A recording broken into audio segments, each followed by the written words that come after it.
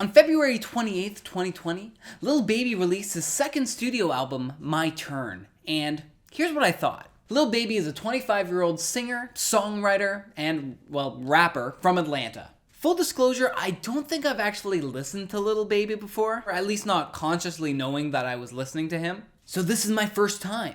Whoa. And I don't totally have the hip-hop background that most of his fans probably do. I like me some old Kanye, I love Brockhampton, Tyler the Creator, but I have heard the name around. My brother says it's one of his favorite rappers, so I'm interested to see what he has to offer. So let's break down this album track by track as I give my initial thoughts and reactions. Track 1, Get Ugly. The intro is almost like orchestral. There's some somber auto-tuned lyrics. It's a pretty standard hip-hop rap song, you know, talking about the hustle and all that, but it's good. I think my biggest thing is that I'm always looking for personality from an artist I haven't heard before. Like when I first listened to Chance the Rapper on Acid Rap with the good ass intro, by the end of that first track, I knew exactly who Chance was and I was hooked to listen to the rest of the album. This track doesn't feel like it has the same punch, but I can obviously tell that Lil Baby is a serious rapper, and he definitely knows his way around a hard-hitting beat like this. Track 2, Heatin' Up. Similar orchestral intro, but this is a hype song. Like I almost want to do the hype dance to it, which is so not cool. The song has such a fast-flowing flow, and it's great. Gunna, who is featured on this track, sounds really natural rapping with Lil Baby, which makes sense because I know the two have collaborated in the past. Track 3, How. Slows down the flow a bit. The song is also about the hustle, kind of him growing up and everything that he's had to go through and how the hustle is still in him. He's kind of reiterating that he's still hood. Production-wise, again, it's pretty standard. It doesn't really deviate much from the previous tracks. Track 4, Grace. Starts with a whistle, I think. Lil Baby's here talking about how he's living his life with grace now that he's successful. Pretty standard verse, chorus kind of song structure. Detroit rapper 42 Dugg has a verse on here that's alright. Track 5, Whoa. Now this track is a single, and maybe it's because I've heard the track a few more times, but it really feels like this track takes everything that the previous tracks had to offer, puts them all together and turns it up to 11. The production is crisp. The flow is flawless. Lil Baby is on. As the verses progress, Lil Baby continues to build in intensity, talking about all the luxuries in his life. The chorus is the catchiest of the album up to this point. I can definitely see this being a club hit. Track 6, Live Off My Closet, featuring Future. Both Future and Lil Baby's flows kind of complement each other. The spacey piano keys are kind of reminiscent off of something from Drake's If You're Reading This Project. The flow is straight up and the energy is really picking up, especially in the fast delivery of the lyrics. I'm grooving. Track 7, same thing. The sampled guitar really switches up the album right here. It's fun. I love the production. Lil Baby is talking about all the hard work he does day in and day out and how it's all kind of the same thing. It's definitely a track I'm going to return to. Like the beat and the production with the guitar, it's so good. Like it makes the whole song melodic. Even the chorus is catchy. Even though Lil Baby really isn't singing, the production almost makes it feel like he is. And that instrumental outro,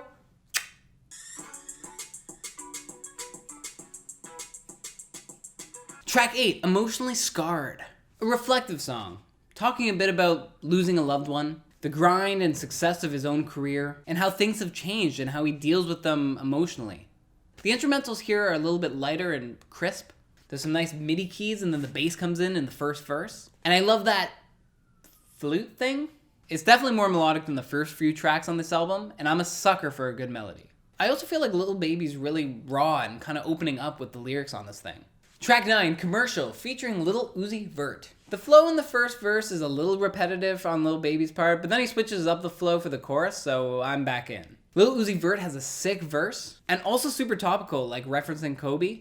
I turn 8 million right until I'm a quarterback. Spend $1 million like I'm trying to bring Kobe back. Like hearing that brought me right back into the song. I was super focused on all the rest of the lyrics from that point on. It's a fun little song. Uzi Vert kills it. Track 10, Forever, featuring Lil Wayne. The song starts with the chorus, which doesn't do wonders for me. But then Lil Baby starts rapping hard, so by the time the second chorus comes around, I'm back into it. Lil Wayne has a great verse, he's super hype. I love when Lil Wayne and Lil Baby come together on that last chorus. And Lil Wayne's little sing-song outro is also great. Track 11, Can't Explain.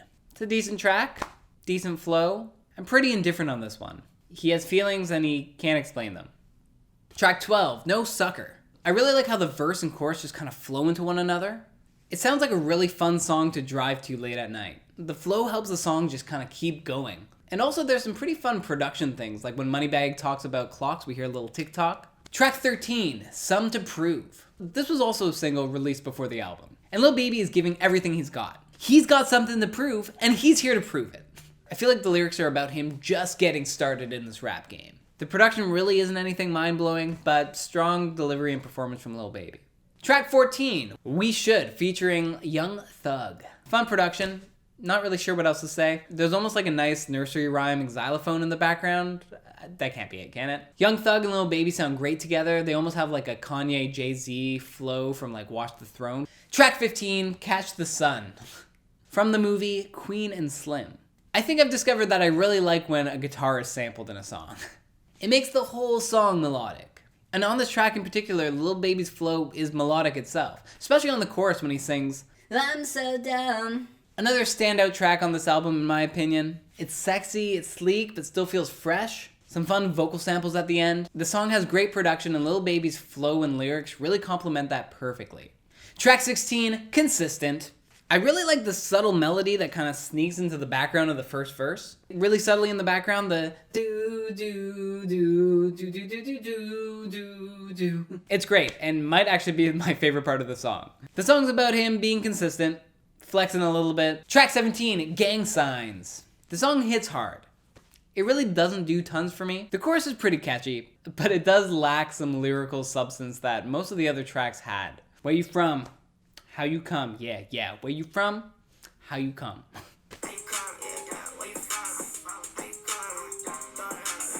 Melodically, the chorus is fun.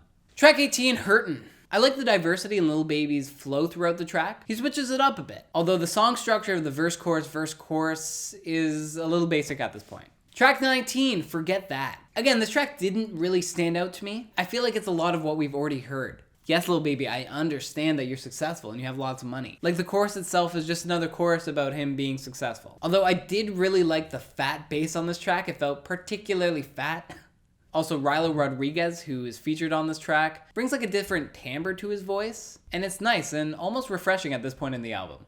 Track 20, Solid. Fun, almost like classic rock sampled beat at the start. It's a fun build-up and probably one of the best parts of this track. The song is again very similar vibes to what we've heard already on this album. But I do feel like there's a little bit more polish on this track. Maybe it's just a little bigger production-wise. Either way, it's a solid way to end the album. All right, my first time listening to Lil Baby, and there was 20 full tracks of it. The verse-chorus song structure is on a lot of this album. Also, I feel like most songs on this album run around the 3-minute mark. It works, but I just kind of wish I had more variety in the 20-track list.